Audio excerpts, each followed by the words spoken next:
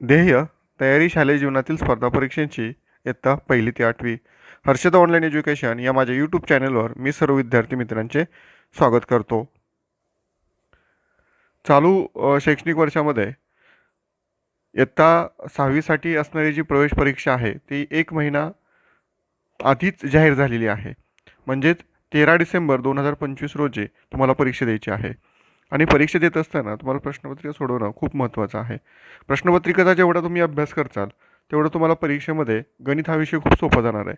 आज आपण या माझ्या यूट्यूब चॅनलवर हर्षद ऑनलाईन एज्युकेशन या यूट्यूब चॅनलवर आपण गणितामधले प्रकरण 1 ते 4 या घटकावर आधारित काही प्रश्नांचा अभ्यास करणार आहोत. मला नक्की खात्री आहे तुम्हाला याचा नक्की फायदा होईल. सर्वांनी हा व्हिडिओ शेवटपर्यंत पहा. आवडल्यास लाईक करा, शेअर करा. प्रश्न क्रमांक पहिला पहा. काळजीपूर्वक वाचायचं. एका पॅकेटमध्ये 40 ग्रॅम साखर भरली. आता आपला प्रश्न काय विचारला आहे बघा. तर 20 किलोग्रॅम साखर भरण्यासाठी किती पॅकेट लागतील? प्रश्न काळजीपूर्वक वाचायचा आहे. काय काय दिलं आहे हे महत्त्वाचं. परीक्षेमध्ये प्रश्नामध्ये काय काय दिलं आहे हे खूप महत्त्वाचं आहे. एक पॅकेट आहे त्याच्यामध्ये 40 ग्रॅम साखर भरायचे आणि असे आपले 20 किलो साखर आहे.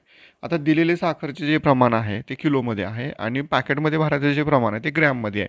मग आपल्याला काय करून घ्यावं लागेल व एकक समान करून घ्यावं लागेल. आता सर्वांच्या लक्षात आलं असेल की हे उदाहरण भागाकाराचं आहे. आता याच्यामध्ये 20 किलो साखरेचे आपल्याला ग्रॅम करायचे आहेत. मग माहिती आहे आपल्याला 20 के जी म्हणजे 20,000. मग 20,000 न लिहिता 20 गुणिले 1,000 लिहून घ्या. या पद्धतीनं पण हे सोपं जातं. आणि त्याला भागिले 40 करा, कारण एका पॅकेटमध्ये 40 ग्रॅम आपल्याला साखर भरायची आहे. 20 एके 20, 20 दोन्ही 40, बे एक बे, बे पंचे 10, बे शून्य शून्य आणि बे शून्य शून्य. आणि आलेलं उत्तर हे ग्रॅममध्ये असणार आहे. म्हणजे एका पॅकेटमध्ये 500 ग्रॅम साखर भरायची आहे. पर्याय क्रमांक बी हे आपलं बरोबर उत्तर आहे. कधी कधी पर्यायामध्ये 1/2 kg किंवा 1/2 kg असं देतील किंवा किलोग्रॅम देतील. आपल्याला ज्या एककामध्ये उत्तर दिलेले आहेत, पर्याय दिलेले आहेत, त्यामध्ये आपल्याला लिहिता आलं पाहिजे. आला सर्वांच्या लक्षात प्रश्न क्रमांक पहिला? ठीक आहे. प्रश्न क्रमांक दुसरा पहा. नीट काळजीपूर्वक पहा. प्रश्न क्रमांक दुसरा. प्रगतीकडे 500 रुपयांच्या काही नोटा आहेत. तर त्यांची एकूण किंमत पुढीलपैकी कोणती असू शकते असा प्रश्न विचारलेला होता. आता काही नोटा आहेत. नोटांची संख्या आपल्याला माहीत नाही आहे. त्यांनी आपल्या पर्यायामध्ये काय दिलेत बघा. 52,010 रुपये असू शकतात. 13,500 रुपये असू शकतील का? 17,300 रुपये असू शकतील का? किंवा 35,310 रुपये असू शकतील का? असा प्रश्न आहे. मग हा प्रश्न सोडवत असताना काय करणार आहे आपण पहा, की दिलेल्या पर्यायामध्ये 500ने निश्चित भाग कोणत्या संख्येला जातो हे आपल्याला पाहायचं आहे. आता किती सोपं आहे पहा हे. 500मध्ये 5 वर 2 शून्य आहेत. तर 2 शून्य कुठं कॅन्सल होत आहेत बघा. या ठिकाणी होणार नाही आहेत, कॅन्सल झाला. सीमध्ये होत आहेत, इथं आपण 2 कॅन्सल करू शकतो. डी पण कॅन्सल झालं नाही आहे. म्हणजे इथं बी पण आहे. म्हणजे एकचं उत्तर एक तर बी असेल किंवा सी असेल. मग 500मधले जर आपण 2 शून्य कॅन्सल केले, राहिलं 5. आणि ऑप्शनमधले बी ऑप्शन आणि सी ऑप्शनमध्ये जर 2 शून्य कॅन्सल केले, 135 बीमध्ये 173 सीमध्ये, मग 5 निश्चित भागणारी संख्या कोणती आहे? तर 135 आहे. त्यामुळे ऑप्शन क्रमांक बी आपलं उत्तर येणार आहे. ऑप्शन क्रमांक सी उत्तर नसणार याचं. या पद्धतीने आपण ऑप्शन कट करून सुद्धा याची उत्तरं काढू शकतो. लक्ष सर्वांच्या. प्रश्न क्रमांक तिसरा पहा. ए बरोबर बी, बी बरोबर सी, सी बरोबर डी आहे. तर पुढीलपैकी सर्वात लहान अपूर्णांक आपल्याला विचारला होता. आता याच्यामध्ये पहिला पर्याय वाचला A/20, बी B/7, C/9 आणि डी आहे D/15. आणि याच्या सर्वांचे अंश सारखे. त्याचा अर्थ आपण एची किंमत जर 1 घेतली तर बीची पण किंमत 1 आहे, सीची पण किंमत 1 आणि डीची पण किंमत 1 आहे. मग समजा 1 घेतली तर काय झालं पहा. 1/20, या ठिकाणी 1/7, 1/9 आणि 1/15. मग अंश सारखे आहेत. अंश सारखे असल्यानंतर ज्याचा छेद मोठा तो अपूर्णांक सर्वात लहान असतो. ऑप्शन क्रमांक ए याचं बरोबर उत्तर आहे. तर एक क्रमांक आपल्याला रंगवायचा आहे. छेद समान असताना ज्याचा अंश मोठा तो अपूर्णांक मोठा आणि अंश सारखे असताना ज्याचा छेद मोठा तो अपूर्णांक सर्वात लहान. हे आपल्याला सर्वांच्या लक्षात आलं पाहिजे. हे बेसिक गोष्टी आहेत, ह्या तुम्हाला समजून घेतल्या पाहिजेत. प्रश्न क्रमांक 4 पहा. प्रश्न क्रमांक 4 काळजीपूर्वक वाचा. प्रश्न क्रमांक 4. 5 संख्यांची सरासरी 40 आहे. त्यापैकी पहिल्या 3 संख्यांची सरासरी 36 दिली आहे आणि उर्वरित संख्यांची सरासरी आपल्याला काढायचं आहे. सरासरी हा खूप महत्त्वाचा प्रश्न आहे. मी याला स्टार करतोय पहा. 5 संख्यांची सरासरी 40 आहे. याच्यावरून आपलं काय उत्तर निघणार आहे की त्या 5 संख्यांची एकूण बेरीज निघणार आहे. मग हे काढण्यासाठी आपल्याला काय करावं लागेल बघा. 40 गुणिले 5, 5 शून्य शून्य 4 25, म्हणजे 5 संख्यांची बेरीज ही 200 आहे. त्यातल्या पहिल्या 3 संख्यांची सरासरी किती दिली त्यांनी आपल्याला? 36 आहे. म्हणून 36 गुणिले 3 करा. 6 त्रिक 18, हातच्याला 1, 3 त्रिक 9, 9 1 10, 160 आले. मग आपण 200 वजा 160 जर केलं तर आपल्याला काय मिळेल पहा? 92. 92 हे राहिलेल्या 2 संख्यांची बेरीज मिळेल, परंतु आपल्याला त्यांची सरासरी विचारलेली आहे. आता त्या 2 संख्यांची सरासरी काढत असताना आपल्याला त्या 92ला काय करावं लागेल बा? 2ने भागावं लागेल. बेक बे, बेचूक 8 आणि बेसखी 12, म्हणजे त्या 2 संख्यांची सरासरी 46 आली. पर्याय क्रमांक बी याचं बरोबर उत्तर आहे. लक्ष सर्वांच्या, खूप महत्त्वाचा प्रश्न आहे हा. प्रश्न क्रमांक 5 पहा. एका कारखान्यामध्ये दररोज 90 मोटरसायकली तयार होतात. इसवी सन 2016मध्ये 25 दिवस कारखाना बंद होता.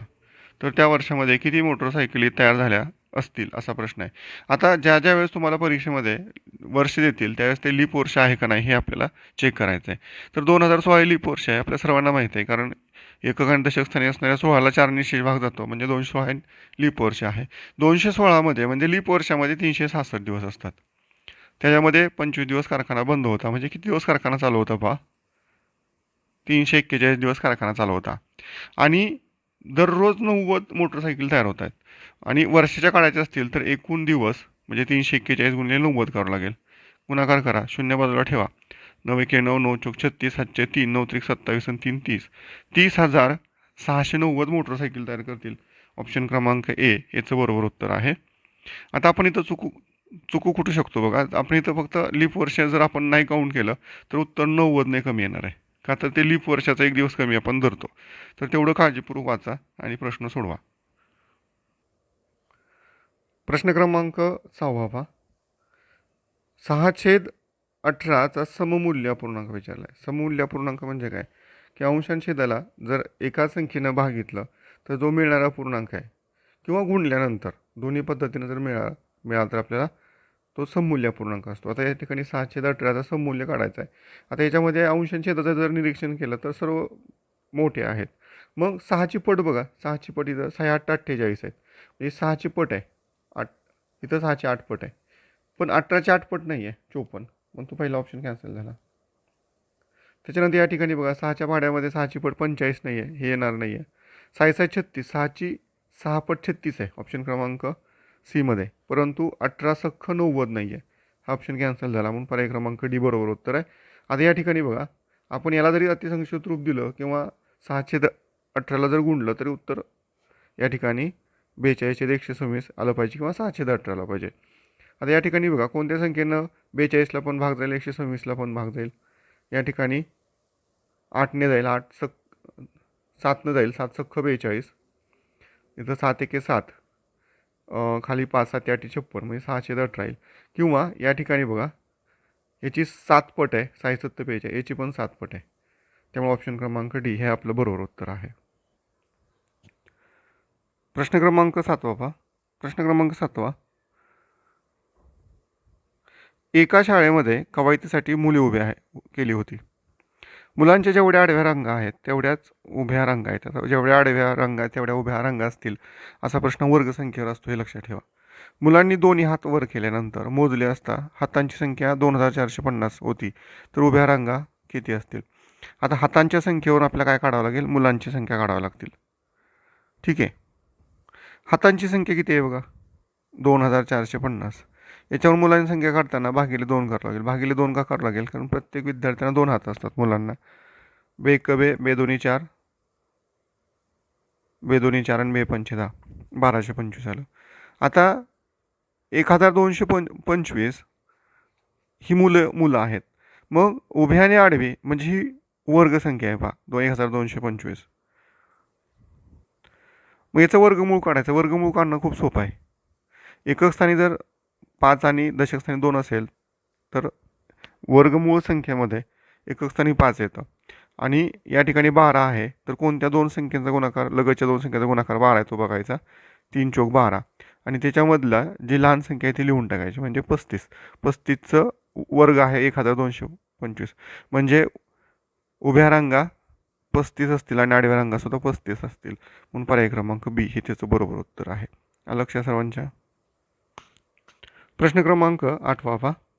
प्रश्न क्रमांक 8 पदवली आहे. आता या वर्षीच्या सिलेबसमध्ये आपल्याला पदवल्या भागाकाराची पदवली नाही आहे, गुणाकार पण नाही आहे, तरी पण आपण सराव म्हणून ही पदवली सोडूया, कारण एखादा जर प्रश्न आला आपल्याला या पद्धतीनं तर तो सोडवता आला पाहिजे. प्रश्न बघा काय आहे. या ठिकाणी 3.3 भागिले 1.2 गुणिले 2/3 अधिक 6/2 पदावली दिलेली आहे. या ठिकाणी पदावलीमध्ये भागाकार आधी करायचे आपल्याला, नंतर गुणाकार करायचा, नंतर बेरीज करायची आहे. आता या ठिकाणी मी सोडवतोय पहा. 4 त्रिक 12 पूर्णांकयुक्त पूर्णांकाचा अंशाधिक आपण रूपांतर करून घेऊया. 4 त्रिक 12, 12 आणि 3 15, 15/4 भागिले भागिले असं मांडूया. 4 एके 4, 4 आणि 2 6, 6/4 हे गुणिले गुणिले मांडा, 2/3 अधिक 6/2 मांडून टाका. आता याच्यामध्ये भागिले म्हणजे उलटून गुणिले असते हे आपल्याला माहिती आहे. म्हणजे 15/4ला जर 6/4ने भागायचं असेल तर 6/4च्या उभय पक्षाने, म्हणजे आपण त्याला गुणाकार व्यस्ताने गुणायचं असतं, हे आपला नियम माहिती आहे सर्वांना. म्हणजे 15/4 गुणिले 4/6 गुणिले 2/3 अधिक 6/2 हे 6/2 आहे असं मांडू आपण. आधी हा भाग घालूया. या 4ला हे 4 कॅन्सल झाले. बे एक बे, बे त्रिक 6, 3 एके 3, 3 5 15. अंशामध्ये काय राहिलं बघा, 5 राहिलं आणि छेदामध्ये किती राहिलं, 3. 5/3 अधिक 6/2. आता यांची बेरीज करा. आता यांचा छेद सारखा, भिन्न छेद अपूर्णांकाची बेरीज आहे. 3 दोन्ही 6, 6 छेद होईल. 3चा छेद 6 करण्यासाठी 2 ने गुणावं लागेल, अंशाला पण 2 ने गुणा. 5 दोन्ही 10 अधिक इथं बेत्रिक 6, साइन त्रिक 18, छेद आहे तोच मांडून घ्या, अंशाची बेरीज करा, 28 आले. 28/6 ऑप्शन क्रमांक हे बरोबर उत्तर आहे. या पद्धतीची उदाहरणं चालू वर्षी येणार नाही आहेत, तरीसुद्धा आपण याचा सराव करायचा आहे. लक्षात सर्वांच्या. प्रश्न क्रमांक 9 पहा.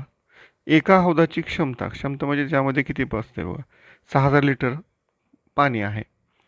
त्या हौदामध्ये 30/45 भाग पाणी आहे. जर तो हौद पूर्ण भरायचा असेल तर आणखी किती लिटर पाणी आवश्यक आहे. आता 45 भागापैकी जर 30 भाग पाणी आहे भरलेलं आहे तर कमी किती आहे बघा, 15/45 भाग कमी आहे.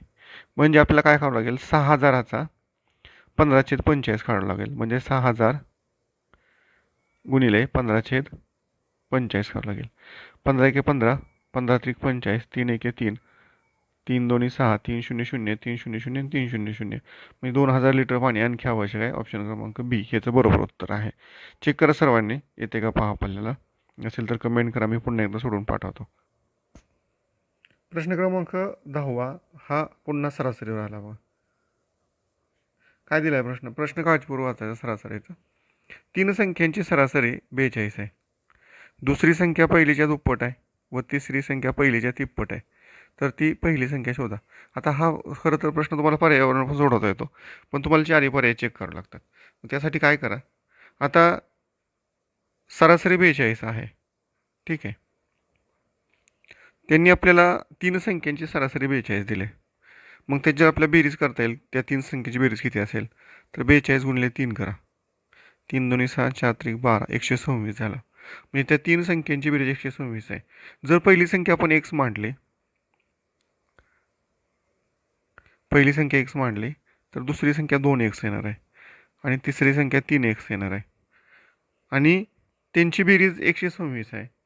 मग आपल्या लक्षात येईल बघा, x अधिक 2x अधिक 3x बरोबर 126 हे समीकरण आपल्याला मांडता आलं पाहिजे. बेरीज करा. 3 आणि 2 5, 6x झाले.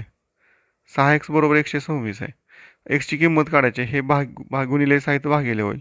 6 दोन्ही 12, 6 एके 6, म्हणजे एक्स जी मांडली होती पहिली संख्या ती 21 आहे. आपल्या पहिली संख्या विचारली तर पहिली संख्या शोधायची, 21 आहे.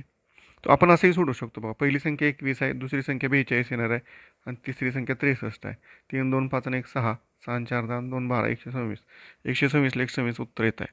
मग या पद्धतीने पण तुम्ही हा प्रश्न सोडवू शकता. तुम्हाला जी पद्धत सोपी वाटते त्या पद्धतीने तुम्ही सोडवा. प्रश्न क्रमांक 11 बाबा. x ही एक समसंख्या आहे. तर तिच्या लगतची 50वी विषम संख्या कोणती?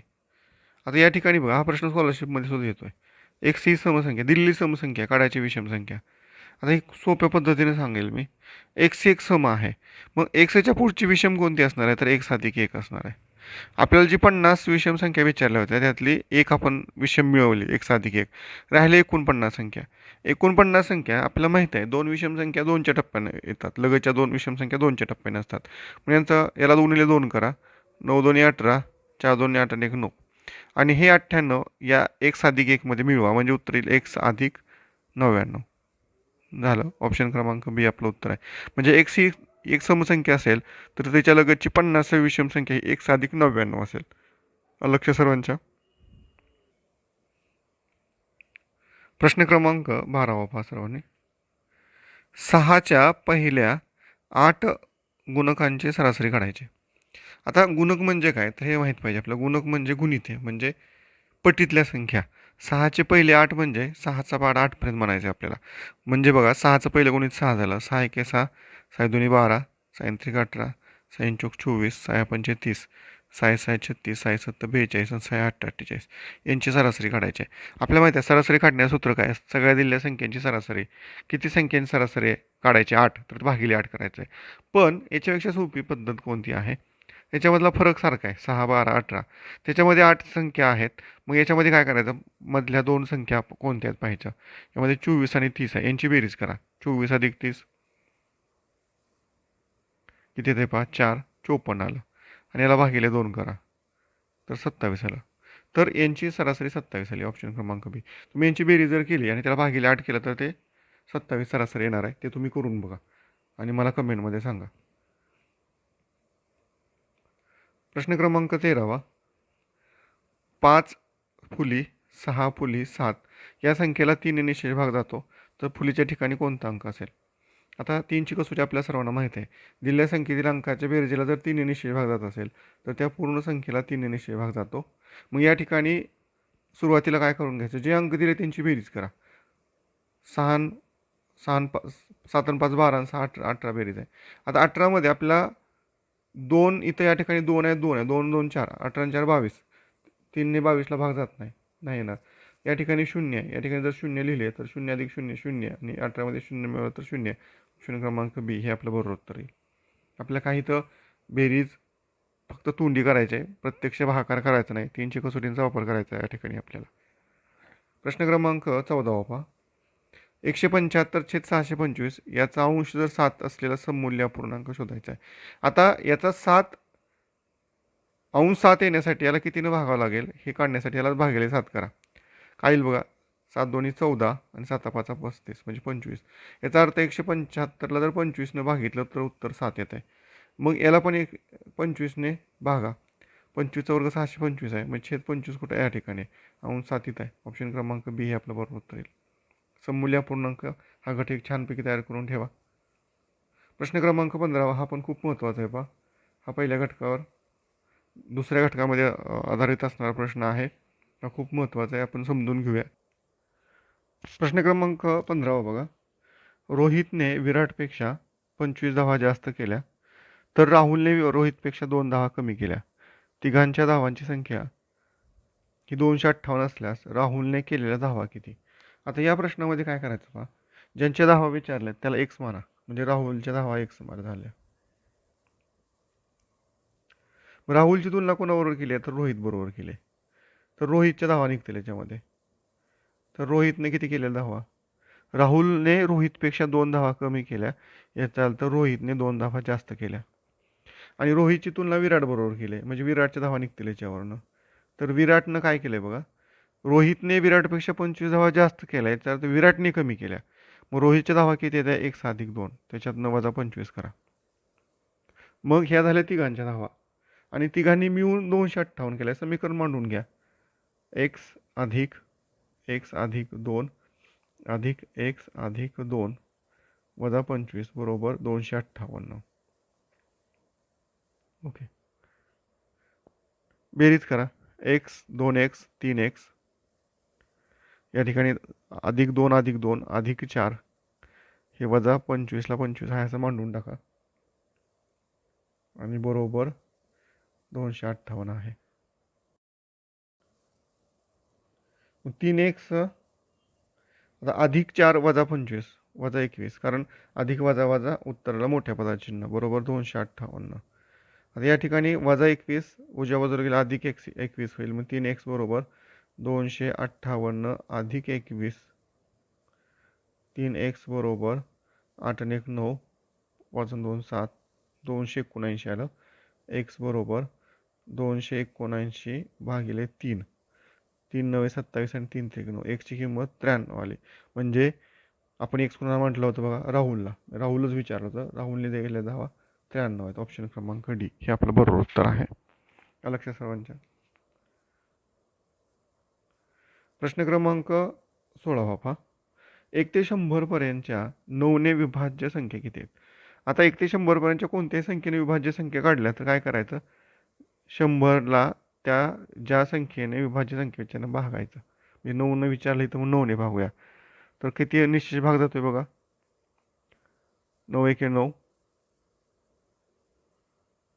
1 0 पुन्हा 9 1 9 1 म्हणजे 11 11 9 99 11 संख्या 9ने विभाज्य आहेत. म्हणजे विभाज्य संख्या म्हणजे कोणत्या रे? 9 18 27 9चा पाढा 90 पर्यंत 10 झाल्या आणि 99 1 11वी म्हणजे ऑप्शन क्रमांक बी बरोबर उत्तर आहे. प्रश्न क्रमांक 17 मध्ये काय विचारलंय बघा, चुकीचं विधान विचारलंय. आणि हे खूप महत्त्वाचं आहे. प्रत्येक प्रश्न काळजीपूर्वक वाचावा लागेल. ज्या संख्येला 18ने भाग जातो त्या संख्येला 9ने पण जातो. बरोबर, 18ला 18ने जातो, 9ने पण 18ला जातो. हे विधान सत्य आहे. ज्या संख्येला 12ने भाग जातो त्या संख्येला 4ने सुद्धा निश्चित भाग जातो. 12ला 12ने भाग जातो, 4ने 12ला पण भाग जातो. म्हणजे ऑप्शन क्रमांक बी पण सत्य आहे. ज्या संख्येला 10ने भाग जातो त्या संख्येला 20ने भाग जातो. आता हे विधानामध्ये थोडंसं बघा, 10ला 10ने भाग जातो पण 10ला 20ने निश्चित भाग जात नाही, म्हणून हे ऑप्शन चुकीचं आहे. आणि डी बघा, ज्या संख्येला 18 निश्चित भाग जातो त्या संख्येला 6ने पण जातो. 18ला 18ने जातो, 18ला 6ने पण जातो. म्हणजे हे पण विधान बरोबर आहे. म्हणजे आपलं उत्तर पर्याय क्रमांक सी आपल्याला रंगवायचं आहे. लक्षात सर्वांच्या. प्रश्न क्रमांक 18. एका नाव्यामध्ये म्हणजे एका होडीमध्ये 10 व्यक्ती बसलेले असून त्यामधील 47 किलो वजनाची एक व्यक्ती उतरला आणि नवीन व्यक्ती बसली तेव्हा वजनाची सरासरी 2.5 किलोग्रॅमने वाढले. तर नवीन व्यक्तीचं वजन किती असं विचारलं. खूप महत्त्वाचा प्रश्न आहे बघा. उतरलेला व्यक्ती हा 47 किलोचा आहे हे लक्षात ठेवा. आणि ज्यावेळेस नवीन बसला त्यावेळेस 2.5 केजीने सरासरी वाढली. 2.5 केजीने 10 व्यक्तींची सरासरी वाढली म्हणजे किती वजन वाढलं असेल रे? तर 2.5 गुणिले 10 25 म्हणजे 25 केजी वजन वाढलं आहे. मग हे 25 केजी वजन कुणाचं वाढणार आहे? तर त्या नवीन बसणाऱ्या व्यक्तीचं वाढणार आहे. म्हणजे 47 किलो वजनाची असणारी व्यक्ती उतरली आणि प्लस 25 किलो वजनाची व्यक्ती त्या नाव्यामध्ये बसली तरच सरासरी वजन वाढणार आहे. म्हणजे आपल्याला 47 अधिक 25 करावं लागेल. 7 आणि 5 12 4 2 6 1 7 म्हणजे 72 केजी त्या व्यक्तीचं वजन असणार आहे, नवीन व्यक्तीचं. लक्षात सर्वांच्या. छान. प्रश्न क्रमांक 19 बघा, खालीलपैकी कोणत्या पदावलीची किंमत 30 आहे? इथं आता प्रत्येक पदावली आपल्याला सोडवावी लागणार आहे. पहिला ऑप्शन काय बघा, कंसामध्ये 40 गुणिले 3 भागिले 4 आहे. आता यांचा गुणाकार करा, 120 आला, त्याला भागिले 4 करा, 30 बरोबर आहे. ऑप्शन क्रमांक ए आहे. परंतु जर असं असेल तर काय करायचं पहा, समजा डी पर्याय आहे, पर्याय 1 आणि 3 बरोबर, एक तर बरोबर आला, लगेच 1 नंबर रंगवायचा नाही आपल्याला, 3 नंबर चेक करायचा आहे. याचं पण उत्तर 30 येते का पाहायचं. आता याचं तर 30 येणार नाही आहे बघा, 4 3 12 12 5 60 आलं याचं उत्तर. हे ऑप्शन कॅन्सल झाला. या ठिकाणी 80ला जर आपण 4ने भागितलं तर उत्तर 20 येतं आहे. 20 अधिक 10 30 म्हणजे ऑप्शन क्रमांक डी हा आपल्याला रंगवायचा आहे. इथं चुका करायच्या नाहीत तुम्ही. ठीक आहे. आणि शेवटचा प्रश्न, प्रश्न क्रमांक 20. एका खोक्यामध्ये 500 फळे होती, त्यापैकी 420 खराब झाली. मग खराब किती झाली बघा, 500 फळे होते, 500 पैकी 420 खराब झाली. म्हणजे खराब किती झाली बघा, गुणिले 420 करावं लागेल. बेक बे बेदोनी 4 50 दोन्ही 100 फळे खराब झाली. 500 फळांपैकी 100 फळे खराब झाली, राहिली 400 फळे. आणि त्यापैकी 3/5 विकली म्हणजे पुन्हा ह्याला गुणिले 3/5 करावं लागेल. 5 एके 5, 8 45, 5 0 0, 240 फळे विकली. आपल्याला काय विचारले शिल्लक राहिली. म्हणजे 400 मधून पुन्हा 240 काय करावं लागेल आपल्याला वजा करावं लागेल. 0 उसण्याचे वजाबाकी 10, 6, 160 फळे शिल्लक राहिली. ऑप्शन क्रमांक सी हे आता बरोबर उत्तर आहे. पर्याय क्रमांक सी हे एकदम बरोबर आहे. तर हे आपण 20 प्रश्न सोडवलेत. असे आणखी 20 प्रश्न आपण पुढच्या व्हिडिओमध्ये सोडवणार आहोत. माझा हा व्हिडिओ आवडल्यास लाईक करा, शेअर करा आणि माझ्या हर्षद ऑनलाईन एज्युकेशन या यूट्यूब चॅनलला सबस्क्राईब करा. तुम्हाला प्ले स्टोअरला गेल्यानंतर हर्षद ऑनलाईन एज्युकेशन नावाचं एक ॲप पण तुम्हाला पाहायला मिळेल. नवीन ॲप मी बनवलेलं आहे. तर त्या ॲपमध्ये सुद्धा तुम्ही लॉग इन करू शकता. ठीक आहे, भेटूया आपण पुढच्या व्हिडिओमध्ये. थँक्यू.